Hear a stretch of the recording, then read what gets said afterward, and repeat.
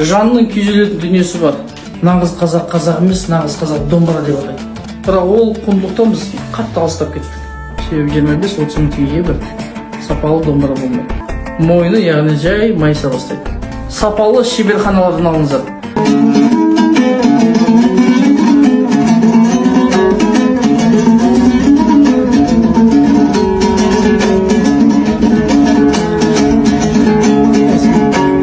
Жума қазір монтажда нормально кидің несі болып қояды.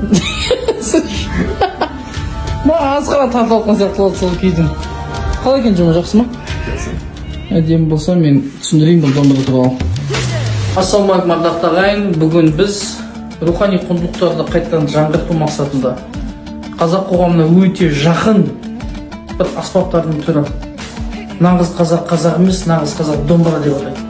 Мынау қазір Мейрамбек өзінің отбасымен керемет бір шеберхана ашқан екен. Шағын ғана қол өнері.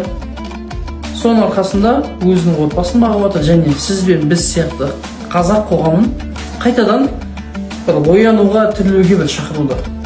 Бір қарағанда бәлкім шағын және орта бизнес кәсіп болуы мүмкін, бірақ негізгі бұл кәсіптің астарында мен үшін қаралған дүние ол қайтадан айтайын, біздің рухани құндылықтарымызды қайтадан ояту, жаңғырту.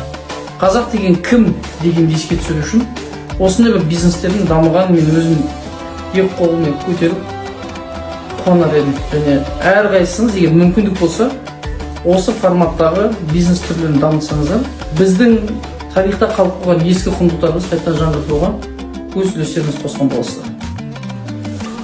Негізінде жанның күйзелетін дүниесі бар.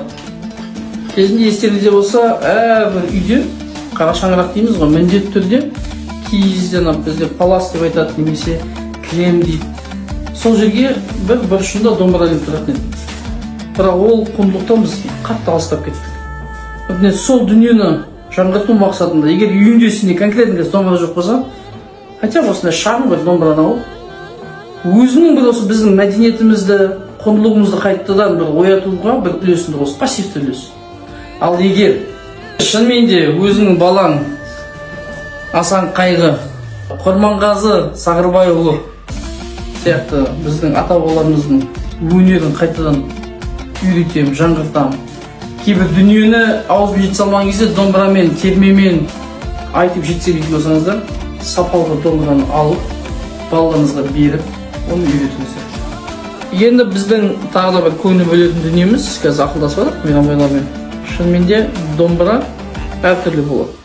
Даладан танымайтын бір жерден алатын болсаңыздар, алып сатарлар дейміз ғой, алдап қалмаңыздар.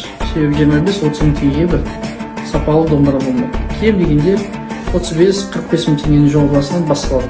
Неге десеңіздер, сіз просто визуально домбыраны мен сияқты түсінбегеннен кейін пернетақта қандай қалыңдықта жасалған білмейсіздер. Ішінде пружинасы бар ма жоқ болған көре бола алмайсыздар. И белгілі уақыттан кейін, яғни жұқа болғаннан кейін, мынау домбыралар мойны, яғни жай майыса бастайды. Сол үшін сапалы шеберханалардан алыңыздар.